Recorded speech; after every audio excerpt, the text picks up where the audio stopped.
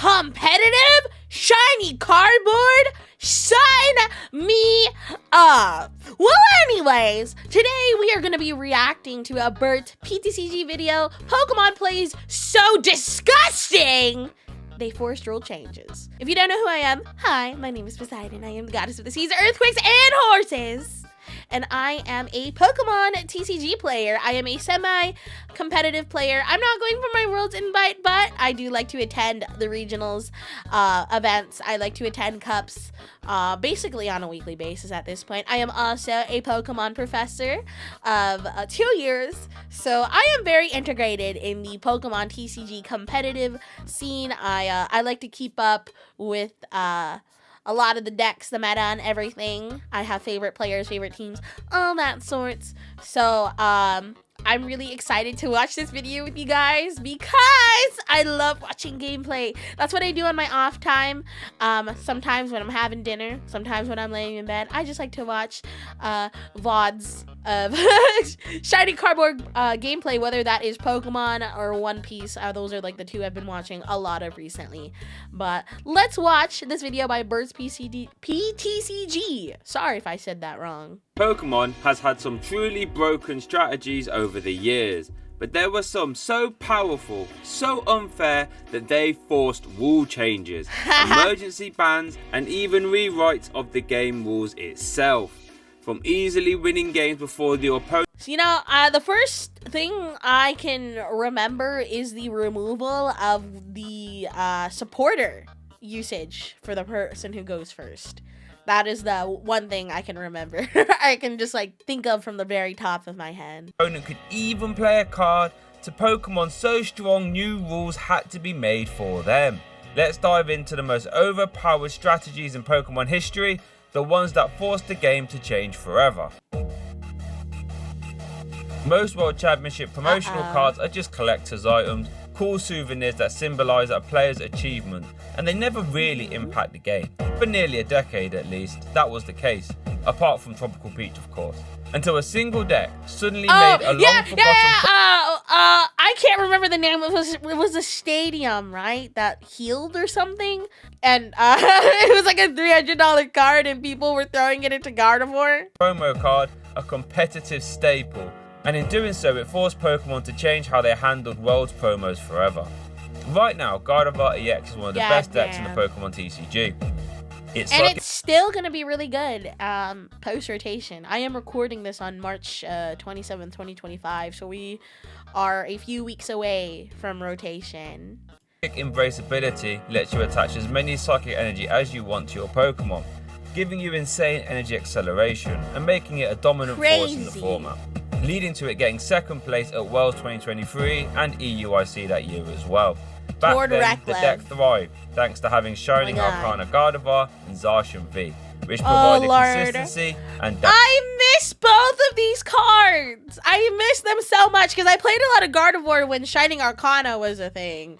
So cool. I loved this card so much. Damage output. But after they rotated, Gardevoir EX had to find some new attackers, and that's where things got interesting. Instead of those traditional heavy hitters, the deck now my favorite ancient Pokemon turned to Drifloon and Screamtail. These Pokemon could definitely hit hard, but they had one major weakness: low HP stat.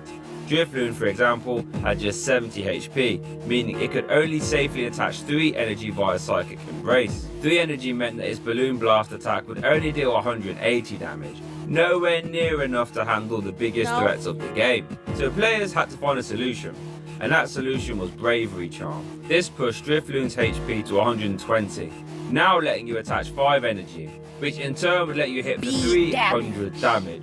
This is a huge improvement, sure, but it's still not quite enough to KO everything, which you really wanted to do. And that's when players discovered a broken interaction. Here we go. Yeah, it was the one. If the player has 6 Pokemon in play, he or she may heal 10 damage from each of the Pokemon, which fixes the numbers. Involved Champions Festival.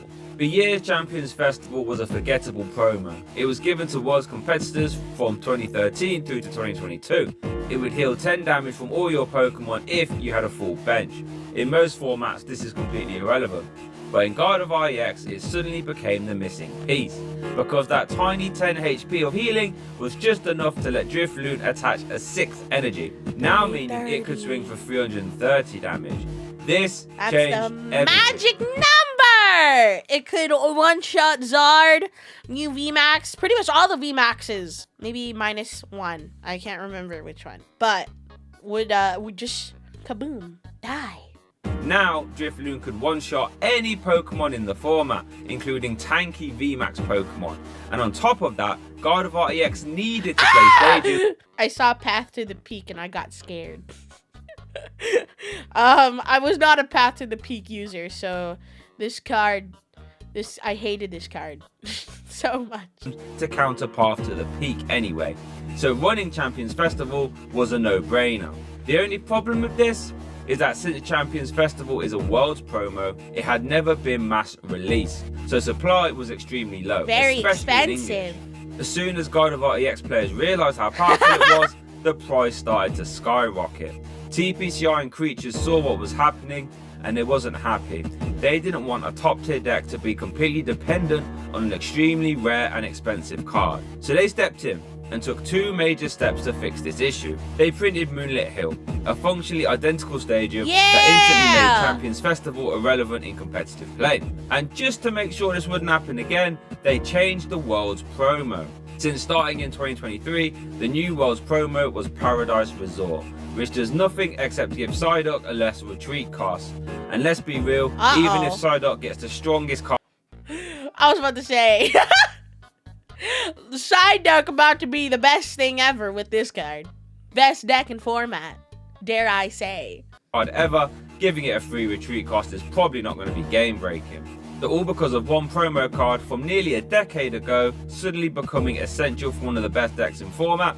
This led to one of the biggest policy changes Pokemon has ever made. Now, I imagine, Worlds promos will never be competitively viable again. You never know, man. When the black and white era arrived, it came with a massive rule change. One that seemed small at first, but would spiral into one of the most broken formats Pokemon had ever seen.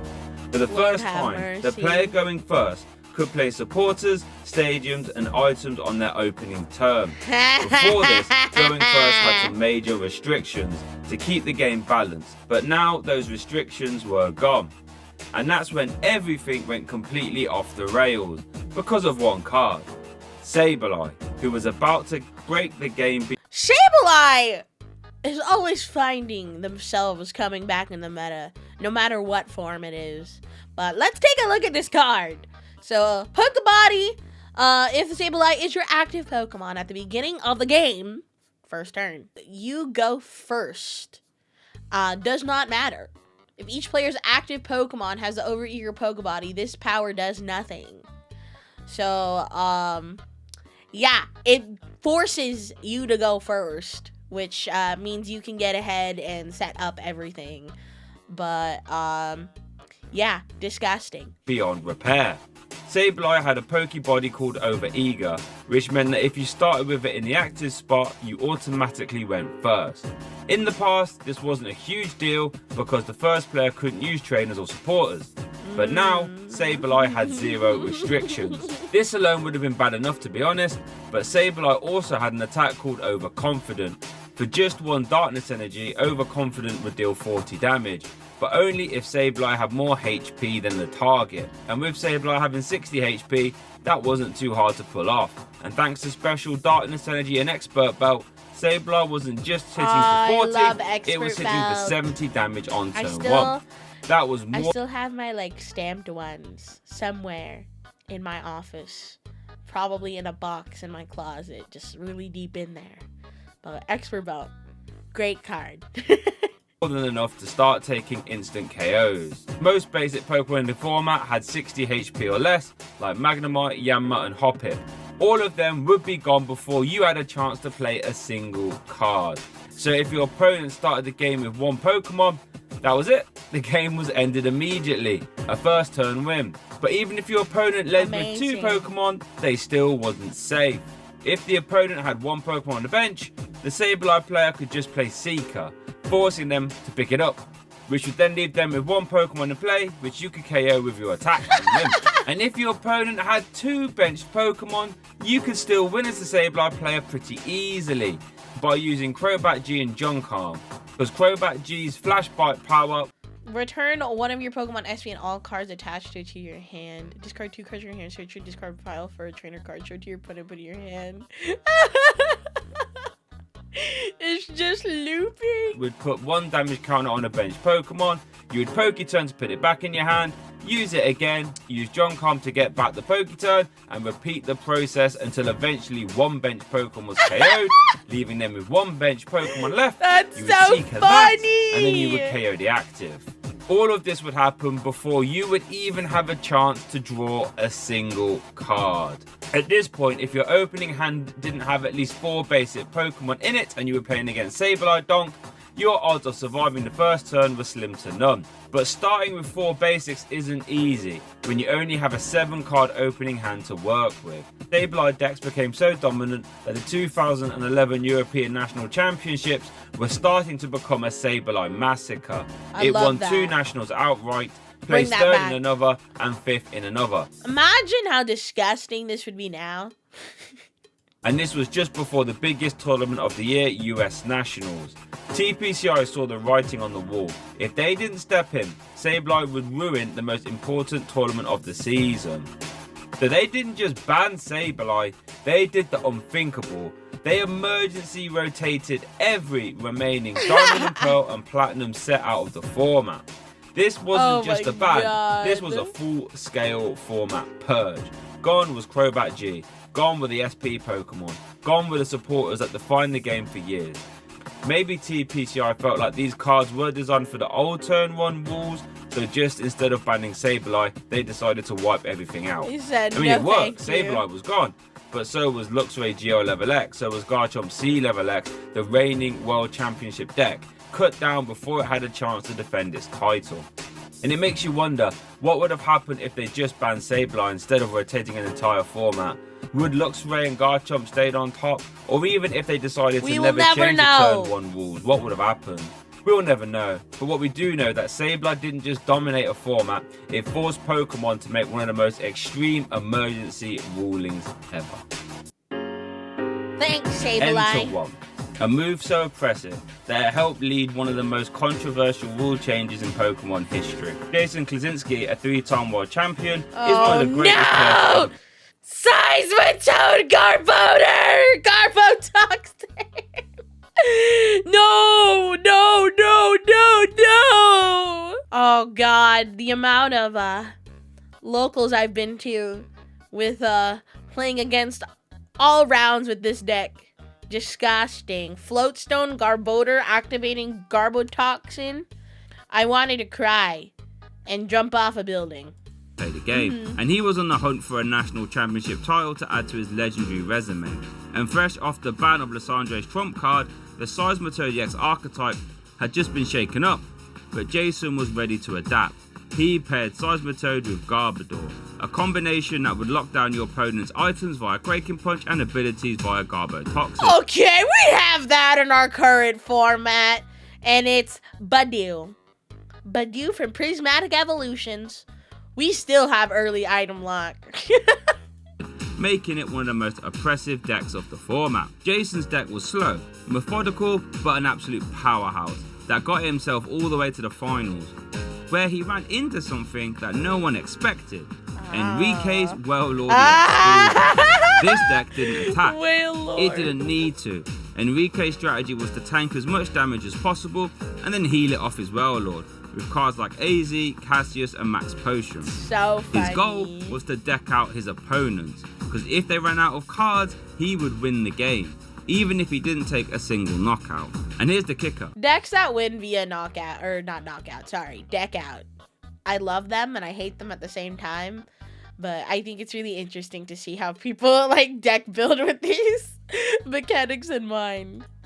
His deck was a perfect counter to the low damage control based Seismitoad decks that were currently dominating the format. Cards. And Enrique ran through the competition and was now 1 win away from pulling off one of the most ridiculous national championship wins of all time, doing it with a budget control deck. But Jason wasn't just any player. He was a 3-time world champion.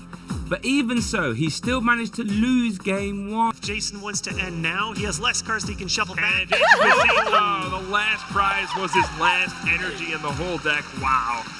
Enrique was 1 game away from winning. But the World Championship difference came into full effect in Game 2, which Jason won. But because of time rules, that now meant Game 3 would be sudden death. Sudden death at Pokemon at the time was whoever would take the first KO would win the game. But here's the problem. Enrique's deck didn't take KOs, so his only path to victory was to play a perfect game, completely running Jason out of resources before Jason could take a single prize card. I mean, it's possible, but it's incredibly difficult. Yeah. And Jason had one final brutal play that would shut the door on Enrique's dream. And one of the most iconic but devastating supporters in Pokemon history. My beloved. Would force both players to shuffle their hand into their deck and draw cards equal to the remaining prize cards they have left. So in sudden death, where both players would have 1 prize card out, N will reset both players' hands down to 1.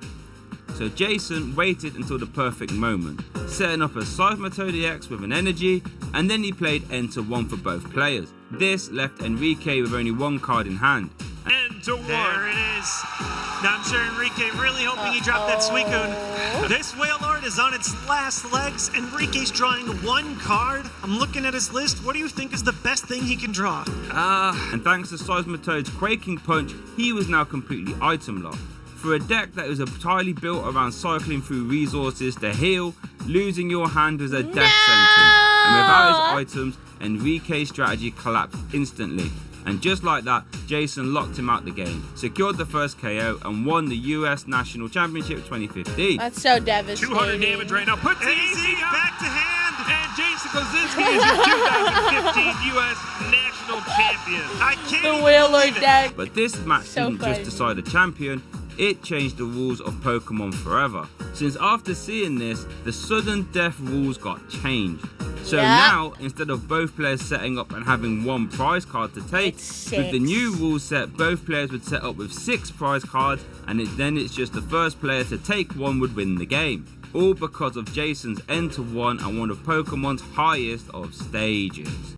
It's because if we had that now, because we have a card similar to that now. We have Iono. So Iono's really similar to N. The only thing is you don't shuffle your deck. You don't shuffle your hand to your deck. You shuffle your hand and put it at the bottom of the deck. So all those cards in your hand, you're not seeing it when you draw. So if you have like your last boss's orders in hand and you get Iono'd and it gets put at the bottom of the deck, there is no hope you draw into it. People have made arguments who is more nastier, Iono and N. And personally, I think Iono is nastier than N. But imagine we had a sudden death format like that now. There's a lot of decks that play 3-4 Iono. So getting resetting both players down to 1 prize card is crazy. But you can also make the argument that now we have no supporters the first turn. So it would be the person who goes second that would do them to themselves. But that's crazy. Let me know in the comments down below. Do you think Iono is more nasty or is N more nasty? When Mega Rayquaza was introduced to Pokemon Omega Ruby and Alpha Sapphire, it immediately broke the game. Let's start with its stats. 780 base stat total. That's higher than any other Pokemon released, and that's before you factor in any training. But this is where things get really wild. The Unlike Mega every other Evolutions. Mega Evolution. And they're coming back. They're coming back to Pokemon at the later half of 2025. In the game, Mega Rayquaza didn't need a Mega Stone. Instead, it could just evolve by knowing the move Dragon Ascent, which meant it could still hold an item. And while other Mega Pokemon had to sacrifice their item slot, Mega Rayquaza being able to hold a Choice Band for insane damage, a Focus Sash to survive any attack, or even a Life Orb to make its damage output even more ridiculous, made Mega Rayquaza an absolute menace. And if that wasn't enough, it had one of the best abilities in the game, Delta Stream, which removed its flying type weaknesses. Amazing. No electric, no rock, and now its time 4 weakness to ice is now a ×2. Suddenly, Pokemon that should be able to counter this don't. It was unstoppable. Nothing could wall it, Disgusting. nothing could consistently outspeed it, and nothing could survive it. So when Smogon started to test Mega Rayquaza, players immediately realised there was a problem. Normally, if something is too strong for a tier, it gets banned to Ubers. But what do you do when a Pokemon is too strong for Ubers? Because after a Dragon Dance, which it could do in front of anything it liked by the way, it was two-shotting pretty much everything in the whole tier. Meaning the opportunity cost for not using Mega Rayquaza was way too high. Zero reason to not use it. This had never happened before. The Smogon community tried everything. Stacking teams with bulk, priority moves, fast revenge killers, but nothing really worked. Mega Rayquaza could always find a way to win. So for the first time ever, Smogon voted to ban a Pokemon from the Ubers tier itself. But there was a problem. Where do you put a Pokemon that's too broken for the strongest tier in the game? So they had no choice but to create a brand new tier, anything goes, where Mega Rayquaza could finally be free. No bans, no restrictions, and to be honest, it was just absolute Anything chaos. goes is crazy. With no restrictions, Mega Rayquaza dominated anything goes still, and while other broken Pokemon like Arceus and Primal Groudon and Ultra Necrozma were still strong, they never came close to Mega Rayquaza's level of destruction. Teams in anything goes either use Mega Rayquaza about it. or I don't think there's any sort of good Rayquaza card as of recent in Pokemon TCG. I remember the Sun and Moon era. I would play the I already forgot. Rayquaza GX with I believe the Vikavolt. That was a lot of fun. I enjoyed that. built to completely stop it. Even in a tier with no bans at all, Mega Rayquaza was still king. And to this day, Mega Rayquaza remains the only Pokemon to force a whole new tier into existence. There isn't the most broken Pokemon ever. Thank you, Rayquaza. Well, I'd like to say so. It was so strong that even the most powerful tier in the game couldn't handle it. When Neo Genesis hit the scene, it introduced some of the most powerful cards Pokemon had ever seen. But it came with something that never happened before. Throwback. Cards so broken that Pokemon had no choice to step in. Because this wasn't just normal power creep, this was complete and utter domination. Sneasel was one of the first ever dark types in the game. It made its debut in Neo Genesis and instantly became one of the strongest basic Pokemon we had ever seen. Its attack beat up flipped a coin for each Pokemon you had in play, and you would deal 20 damage for each heads. Since filling your bench was trivially easy, Sneasel was regularly hitting for 60 plus damage for 2 energy. And thanks to special darkness energy, this will get pumped even higher. Does more damage. Giving you an extra 10 for each one attached. So realistically, you were sitting for 80 damage on turn 2, which was enough to one-shot nearly every top Pokemon in the game. And on top of that, it had a free retreat cost as well. Sneasel wasn't just strong, it was oppressive. But somehow, as it turns out, it wasn't even the most broken card in Neo Genesis. At first glance, Slowking didn't seem like anything special. I love Slowpoke. One of my favorite water types, for sure. Power mind games forced the opponent to flip a coin whenever they played the trainer card. If they flipped tails, the trainer would fail and get placed to the top of their deck instead of the discard pile. There was one key detail. That's why. Mind games only worked while Slowking was in the active, and with a bad attack and high retreat cost, Slowking wasn't exactly playable. But then something went horribly wrong. When Slowking was printed in English, the Mind Games power was mistranslated. The restriction that it should only work while it was in the active was completely removed. And just like that, Slowking went from a mediocre card to fully game-breaking. Since Wizards of the Coast refused to issue erratas, Slowking was played exactly as it was printed, meaning players could now stack up to 4 Slowkings on their bench. This meant 4 coin flips were needed for every trainer that the opponent tried to play. And if they hit a tails, that was it, they were locked.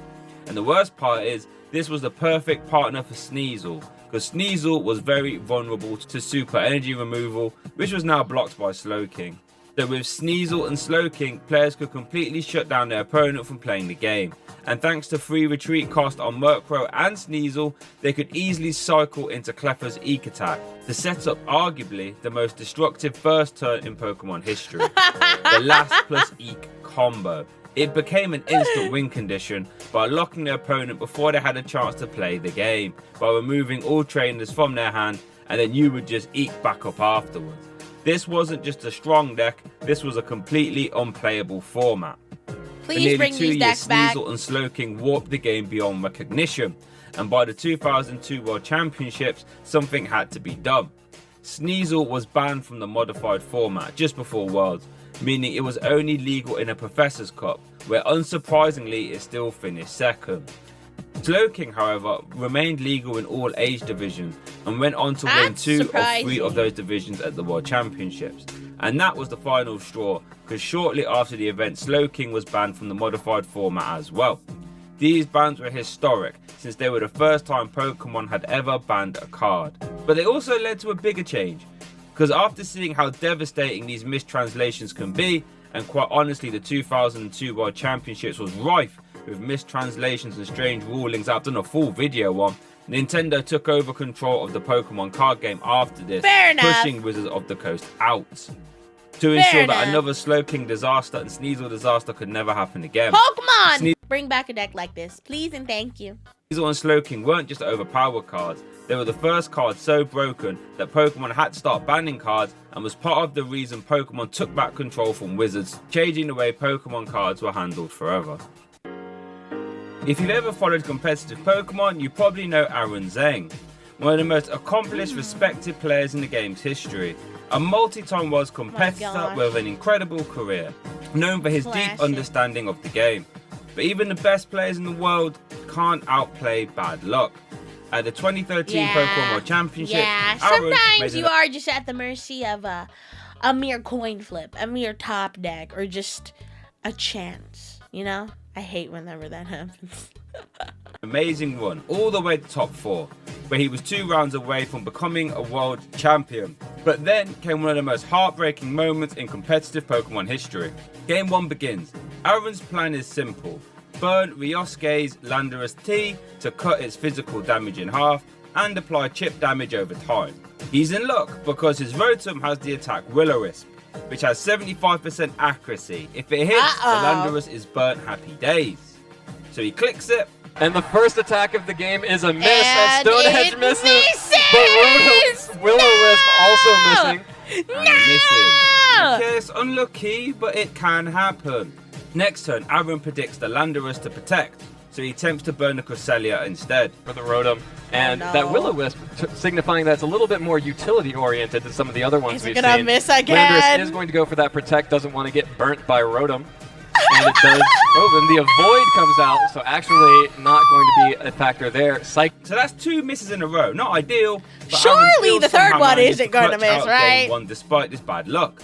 As the Mach Punch from his Conkeldurr is going to KO that Heatran and seal Game 1 for Aaron Zheng of the United States of America.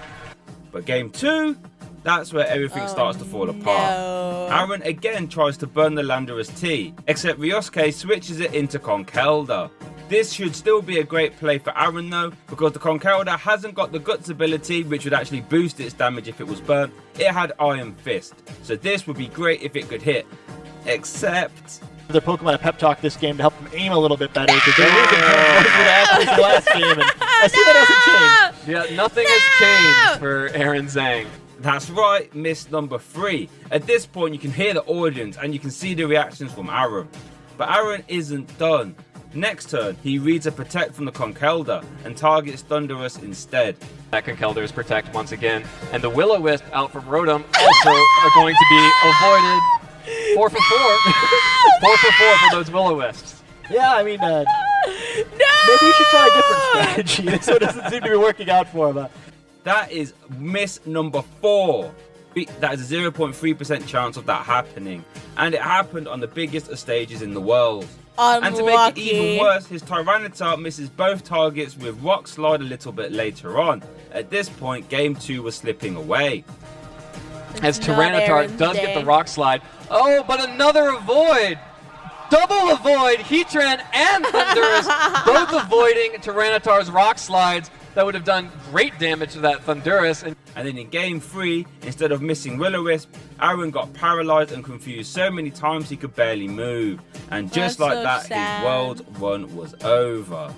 To KO that On the Capella, World and Ryosuke Championship Kosuje stage. takes to game 3 and moves on So to the finals sad. of the 2013 Pokemon World Video Game Championships after a grueling and intense 3-game series. But then something strange happened. A few months later, when X and Y were released, out of nowhere, Will-O-Wisp was buffed. Its accuracy went up from 75% to 85%. Oh, surely That might not no sound like misses much, are gonna but happen this in time. competitive Pokemon, a 10% boost is huge. And the timing is suspiciously convenient. And while there was no official explanation for the change, I have a bit of a theory. The Pokemon Championships is did Pokemon's biggest event. because of Aaron. Game Freak and Creatures Inc. employees attend it every year. And this wasn't just bad luck. This was ridiculous. And the coverage it got was insane. So my theory is that I think some Game Freak developers were watching that match and they saw just how brutal it was and thought, you know what, maybe that 75% accuracy is a little bit too low. So some people will say it's just a natural balance change, sure, but let's be real, how often do we actually see this kind of thing happen? And right Not after the very most often. infamous Will-O-Wisp disaster, well, you can be the judge. But if you like this video and made it this far, please consider liking the video and subscribing. Something crazy like 85% of viewers aren't subscribed to the channel, and that makes me sad. And why don't you watch this? That was a little bit of a throwback. I do remember some of these. I remember the Seimistoad Whale Lord thing, because the sudden death change is pretty relevant now, because of that. But I'm not tuned to VGC, so I've heard of Aaron before. He's a pretty common name brought up, but that's the first time I've seen that match, and if I was watching it live, I would have probably had a mental breakdown. But that was a lot of fun. Going back over the most disgusting plays that caused Pokemon to change rules. So if you enjoyed this video, please be sure to leave a like, comment, and subscribe. If you have any thoughts, be sure to leave them below. I'm very interested to hear what you guys have to say. But other than that, have a good one, everybody. Bye-bye!